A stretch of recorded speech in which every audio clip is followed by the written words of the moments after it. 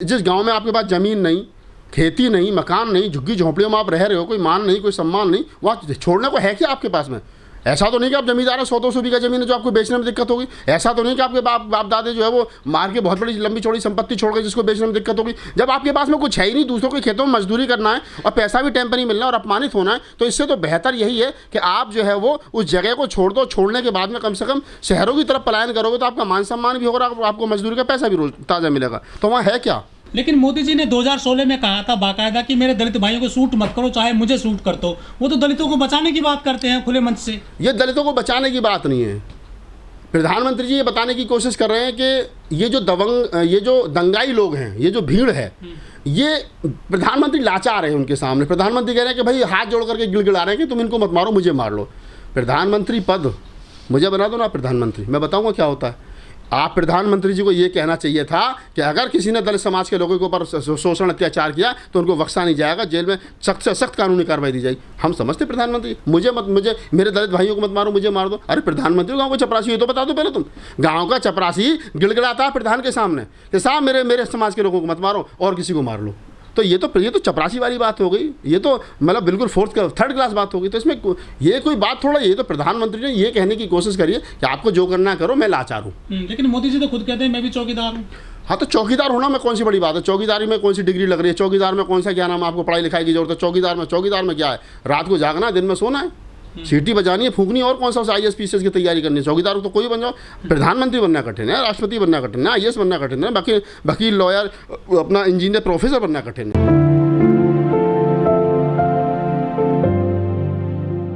देखिए, दलितों पे मुल्क भर में जितना शोषण हो रहा है, जितना अत्याचार हो रहा है, हो क्यों रहा है, पहले हम उस बात को समझ लें। बाबा साहब डॉक्टर अम्बेडकर ने कहा था कि जिस गांव में आपको इज्जत नहीं मिलती वो गांव छोड़ दो, जिस शहर में आपको इज्जत नहीं मिलती वो शहर छोड़ दो, जिस धर्म में आपको इज्जत नहीं मिलती वो धर्म छोड़ दो। हमारा शोषण इसलिए हो रहा है क्योंकि हम बाबा साहब की बात को नहीं मान रहे हैं। जिन गांव, जिन देहातों में ना हमारे पास ज़मीन है, ना हमारे पास रहने के अच्छे साधन है, ना मकान है, ना आय के साधन है, और ऊपर से हमारा अपमान दिन प्रतिदिन हो रहा है, तो हमें चाहिए कि सबसे पहले उस जगह को छोड़ करके हम महानगरों की तरफ पलायन करें। महानगरों की तरफ पलायन करेंगे और वहाँ पर जाकर के मजदूरी भी करेंगे तो एक तो मजदूरी का पैसा हमें ताज़ा मिलेगा और दूसरा कोई हमें जाति सूचक या जाति के आधार पर हमारा प्रताड़ना जो है वो नहीं होगी। तो ये सबसे बड़ी चीज़ है कि हम कहीं ना कहीं अपने शोषण के खुद जिम्मेदार हैं।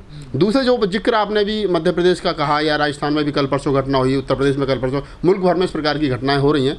दूसरा इसका कारण जो मैं समझता हूं, जो बाबा साहब ने कहा कि हमारा जाति और धर्म के आधार पर जो शोषण होता है, हम लोग जहां भी रहें अपने बच्चों को अच्छा शिक्षित करें, बुरे मालों से दूर रहें, और जो पैसा हमारा बचे, जब बच्चे शिक्षित होंगे तो हम कम से कम उस गली सड़ी व्यवस्था को छोड़ दें जिस गली सड़ी व्यवस्था में सदियों से और हज़ारों साल से हमें अपमानित किया। चाहे मामला धर्म का है, चाहे जब आप धर्म, बाबा साहब ने आपको बुद्ध का धर्म दे दिया, बुद्ध का रास्ता दे दिया, तो आप वो जो हिंदू धर्म की जो गली सड़ी, सनातनी जो गली सड़ी व्यवस्था है, उसको अगर छोड़ देंगे और अगर बौद्ध धर्म की तरफ आप आएंगे तो निश्चित रूप से आपको मान सम्मान भी मिलेगा। और वो जगह जब आप छोड़ देंगे जिस जगह पे आपको आपके दादा और आपके बाप के नाम से जाना जाता है, वो जगह छोड़िए ना, जिस जगह पर आपको जाति के नाम से जाना जाता है, तो निश्चित रूप से आपके मान सम्मान छोड़ना आसान लगता है, गाँव छोड़ना। ये बात जो आपने बताई कि गाय के नाम पर लोगों की हत्या हुई है, तो गाय के नाम पर जिन लोगों की हत्या हुई और जिन लोगों ने हत्या की है, पहली बात तो उनके खिलाफ सख्त से सख्त कानूनी कार्रवाई होनी चाहिए।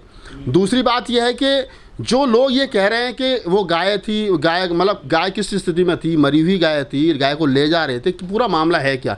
तो गाय के नाम पर अगर इस प्रकार से कुछ देश के अंदर लोग जो तथाकथित हिंदू अपने आप को समझ रहे हैं, जो सनातनी परंपरा के मानने वाले लोग हैं, और उनके जो संगठन है, चाहे वो बजरंग दल है, चाहे वो हिंदू युवा वाहिनी है, चाहे वो RSS है, चाहे वो अन्य और हिंदुओं के संगठन हैं, उनको कम से कम इतना समझना चाहिए कि भाई तुम इस गाय के नाम पर जो लोगों की हत्या कर रहे हो, कभी अखलाक का मामला है, कभी ऊना कांड है, कभी आज आप ये बता रहे हो कि 2 आदिवासियों की हत्या कर दी गई, इस प्रकार की जो रोज़ घटनाएं हो रही है गायों के नाम पर, आप अपने, अगर आपको लगता है कि ये सामने वाला जो व्यक्ति है ये कहीं ना कहीं गाय को लेकर के, गाय के मामले में जो है मतलब गाय को परेशान कर रहा है, गाय को मार रहा है, गाय का कत्ल कर रहा है, गाय की हत्या कर रहा है, तो आप उसको पकड़िए और कानून के हवाले करिए। लेकिन ये तो किसी को भी अधिकार नहीं है ना कि आप किसी की जान ले लो, ये किसने अधिकार दिया आपको? और फिर आप ये जो भीड़ है, जो लोकतंत्र में जो भीड़ तंत्र बन रहा है, आपको शासन की जरूरत नहीं, इच्छा शासन प्रशासन की आप मदद नहीं लेंगे, पुलिस की मदद नहीं लेंगे, आप जाएंगे और किसी को उठा करके गाय का नाम लेकर के ठोक देंगे, मार देंगे, पीट देंगे, तो ये कहाँ का न्याय है भाई?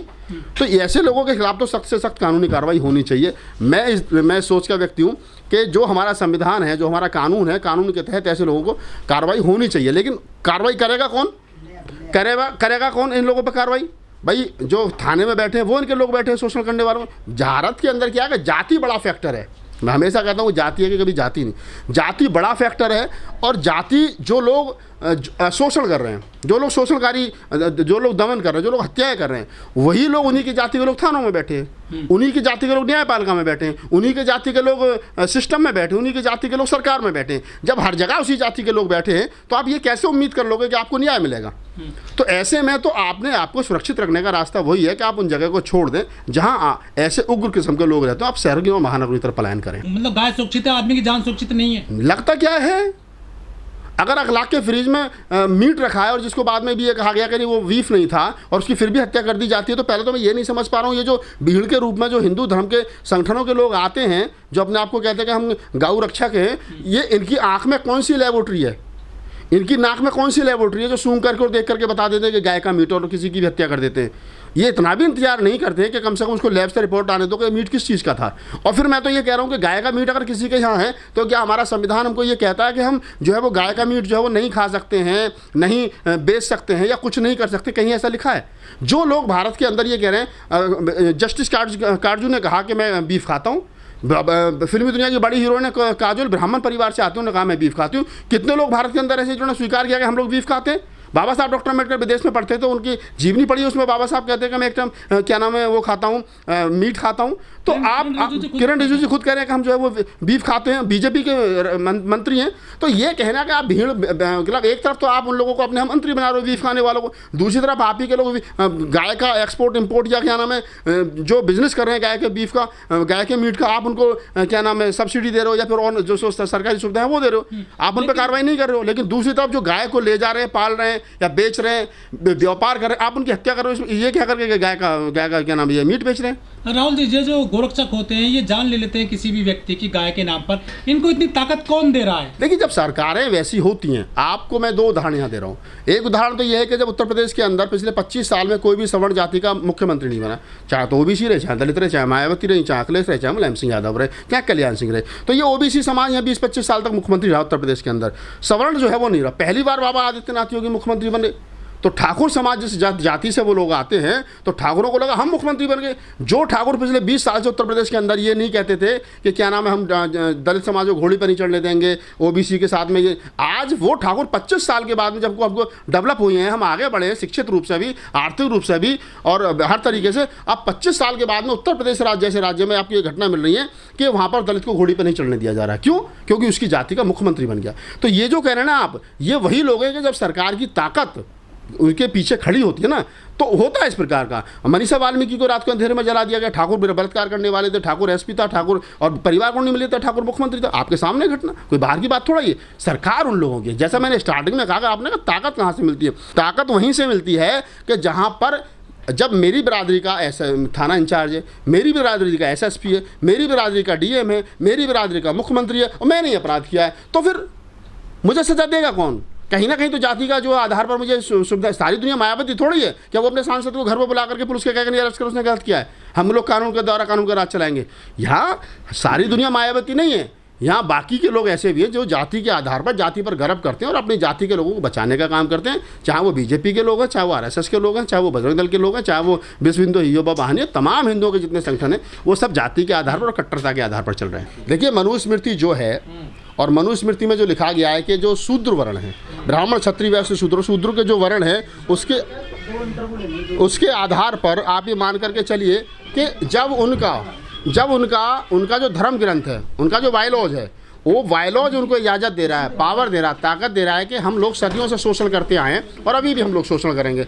लेकिन उनको ये भी मालूम होना चाहिए कि ये वही देश है, ये वही मुल्क है कि जहाँ पर के 1 जनवरी 1818 भी हुआ, भीमा कोरेगांव भी हुआ। वो भी बात इनको मालूम होनी चाहिए कि अगर आप एक तरफ ये कहते हो कि सदियों तक, हज़ारों साल तक इनको प्रताड़ित किया गया SC ST OBC माइनॉरिटी को, तो ये भी मालूम होना चाहिए कि इसी मुल्क के अंदर जो है आप ये देखेंगे कि अगर भीमा कोरेगांव हुआ, इसी सब्बीरपुर सहारनपुर कांड हुआ, तो कहीं ना कहीं जिस समाज को आप जितना दबाओगे वो समाज, ये मैं पहले दिन से कहता हूँ और आज फिर कह रहा हूँ आपके इस चैनल पर कि इस देश का जो अमन और चैन है वो इस देश के बहुजन समाज पर और ख़ासतौर से दलित समाज की कम्युनिटी के पेशेंस पर टिका हुआ है। जिस दिन इस देश के 85% आवाम ने, और उसमें भी खासतौर से जो शेड्यूल कास्ट शेड्यूल ट्राइब है, वो लठ लेकर के रोड पर निकल आया ना, तो इस देश में अमन चैन कायम नहीं रहेगा, लोकतंत्र कायम नहीं रहेगा। उदाहरण के रूप में बता रहा हूँ, 2 अप्रैल 2018 को जब SC/ST एक्ट के तहत को क्या नाम है डाइल्यूट कर दिया गया, और उसके रक्षा के लिए, उसको बचाने के लिए, जो SC/ST एक्ट को बचाने के लिए जो शेड्यूल कास्ट के लोग जो रोड पर निकले थे, एक ही दिन निकले थे, पूरा रोड जाम हो गया था।